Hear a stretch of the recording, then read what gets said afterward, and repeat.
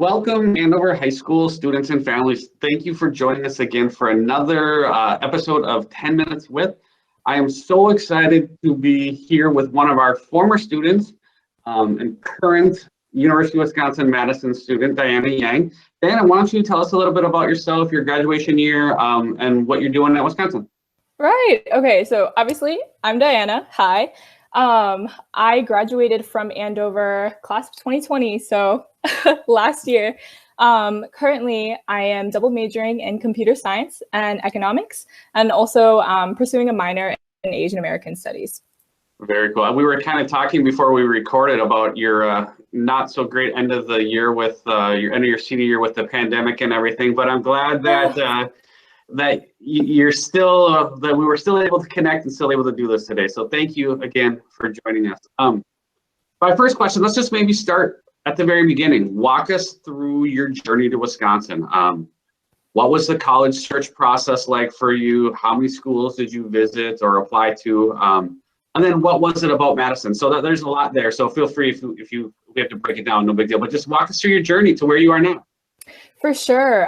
Right off the bat, I definitely wish I applied to more schools. But what I did was I narrowed down to where I would want to realistically move out to. I know in high school I had done PSEO, so transferring credits, that was a big thing for me.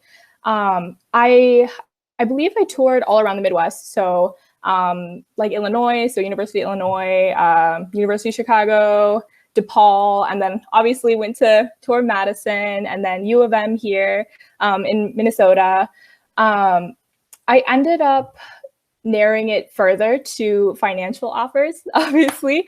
And, University of Madison, Wisconsin was the best choice for me. And we're going to get to that. We're going to talk about the financial offers and everything and what you were able to earn or what you were awarded at Madison. So we'll get there. So thank you for not sweating that. But great. I love that you toured a bunch of different schools. And I love what you said about, kind of you had a list of things that were important to you, like the transferring of the credit. And then I also thought it was, I like what you said, where you said, like, where would you actually see yourself going? And I think sometimes students get caught up in the idea of like, I just want to know if I'm going to get in.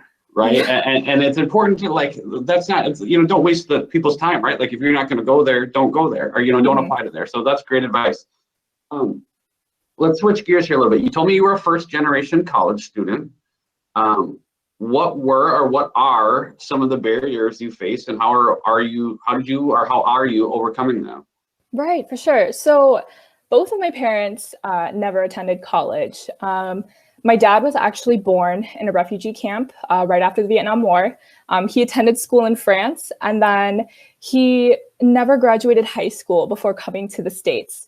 So as a firstborn child, there was pressure for me to do what my parents couldn't, and also like what they didn't have the resources for.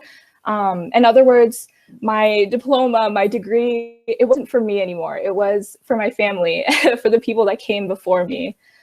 So I think, being first gen means having to build new connections, asking for specific needs, creating your own network. But I think most importantly, it's paving the way for others, if that makes sense. Yeah, that's awesome. I love what you said there about it's not for you, it's for everybody around you, your family, your supporters, that is so powerful. And I hope that, and I know just getting to know you last year and getting to connect with you here again, like you're going to do, like you're going to make them very proud. So you should be, hold your head high as you're walking through that campus, right? Thank you. Yeah. What do you wish younger Diana knew that you know now? Gosh, I think one of the biggest things would be what it means to be well-rounded. I know every student is worried about being well-rounded for their college applications, but I found out that what that really means is having impact in different areas of life and being impactful inside and outside of the classroom. So you don't have to be president of every single club or do every single activity. Just choose a couple that you're passionate about and make sure that you have impact. I love that. I love that. That's perfect. You talked about your support system a little bit, right? You talked about, the people around you and your family, but every student comes from a different background and has different levels of support surrounding them. So give us more, like, who are those people for you, or who were those people maybe even at Andover when you were here? Right. I think my family was a big support for me, but they couldn't provide me with specific resources. So that probably meant that my next biggest support system were my teachers, my coaches, family, friends who went to college. And I know I struggled a lot with, even now in college, imposter syndrome, oh my gosh, like I got lucky getting here, I don't belong here. So having older friends in college is a really good support system as well. Yeah, and that's super. I love what you said about like imposter system, like syndrome. Like students have to remember, like, once you get there, you're all on the same page, right? Like you're all there, right? It doesn't matter if you were number one in your class, whatever in your class. It doesn't matter what your ACT score was, right? I always tell kids, when they, like, the minute you walk out of Andover High School, you sort of start over, right? And that's kind of exactly what you were just saying there. So that's awesome feedback, and I think that message is really important. Let's talk about college, right? Like, how awesome has it been? What are some highlights? What are your favorite parts? I know you've been a little locked down, but like, tell us about Madison and things that you're taking part in. Wow, I definitely think being far from home, it can be lonely, but it definitely does make you grow up faster, makes you more independent. So I think, although I'm a little locked down, having that freedom is definitely really important. And I know it's going to make me into a better person. I know during this weird time with the pandemic, it's harder to make friends. But I think in a way, this will really test my social skills and see how creative I can get in order to make new connections.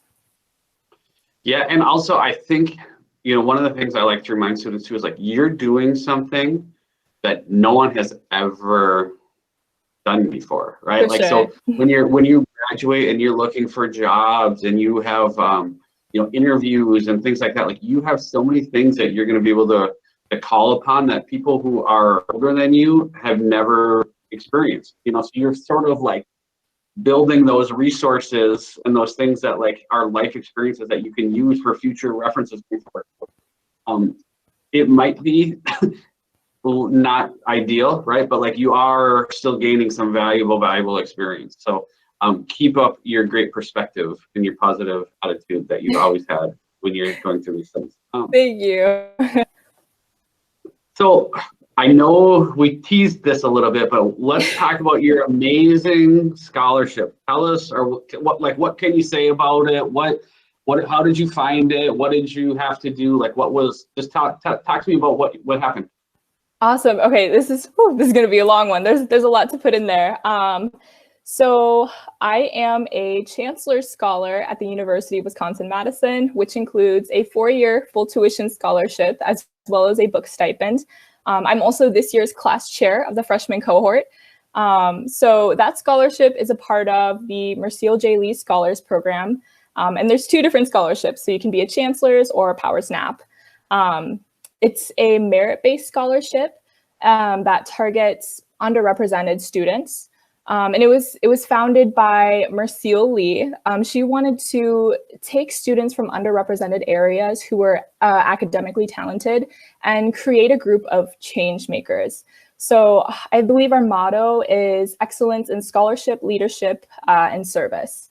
And I know that there's, it's a little volatile to talk about some of these systemic solutions, but I do believe that with systemic issues and barriers, you do need systemic solutions sometimes.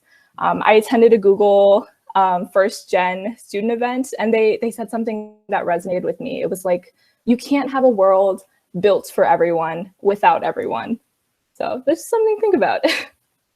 Love that, right? There's so much to that you said that I think is so important to hear. And I think, like, I've been kind of jotting notes down as you're talking, and the thing that I just circled and underlined twice was change makers, right? Like, be a network of change makers. And I think if you know, having students like you lead that is so powerful, and having you come back and talk to our students at Andover, and you know, just even if it puts a light bulb or a possibility in one student's mind, like you're doing that, right? So you should be very proud of that. And I think, you know, the scholarship piece is nice, right? Like we're not gonna fool ourselves. Of course that's nice, right? But Yeah. that connection piece and that like experience piece is almost just as valuable too, right? You know, so I'm great job. You know, that's all I can say. It's awesome. Great job. Thank you. Thank you.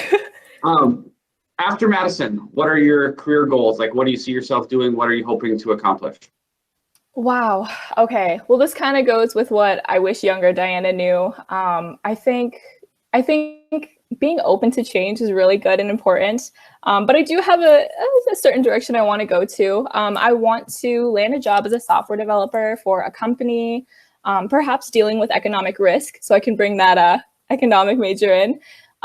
More generally, though, I want to pave way for women to enter the field of STEM, and more specifically, Hmong girls being able to access education as a whole. So I want to be a resource for others to grow professionally and to grow their network. So awesome. So awesome. Do you see yourself staying Midwest based? Do you see yourself coming back to Minnesota? Are you just like where the wind blows? Like I'm happy to go. Like where do you see yourself locating? That's a great question. You know, honestly, I'll go wherever the wind blows me, honestly. Yeah.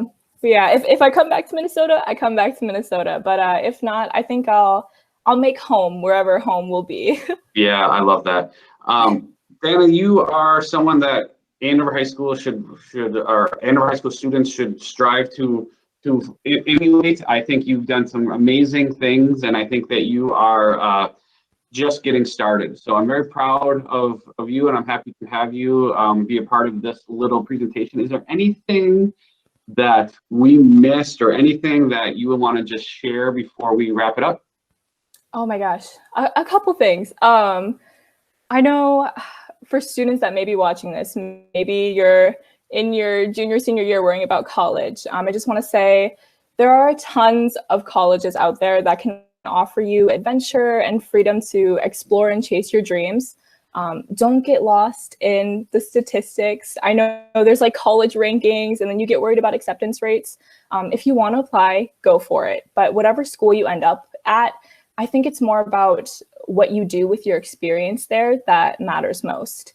I know for me, for a while, I was like, oh, I want to go to an Ivy. I need to get into an Ivy League school. But then I came to realize, like, all students that go to Ivies, of course they're smart, but not all smart people go to Ivies, if that makes sense. So you'll go to whatever college, you'll make the most of it, and honestly, just be open to change. You know, it can lead you to amazing places. I always love to tell a story. So my favorite professional development event that I ever went to, the speaker got up and she gave a list, and it had like a bunch of balloons on it, right? There was 54 different balloons. Then there was 54 colleges, and we were supposed to sort of put them in and try to see how they were related, right?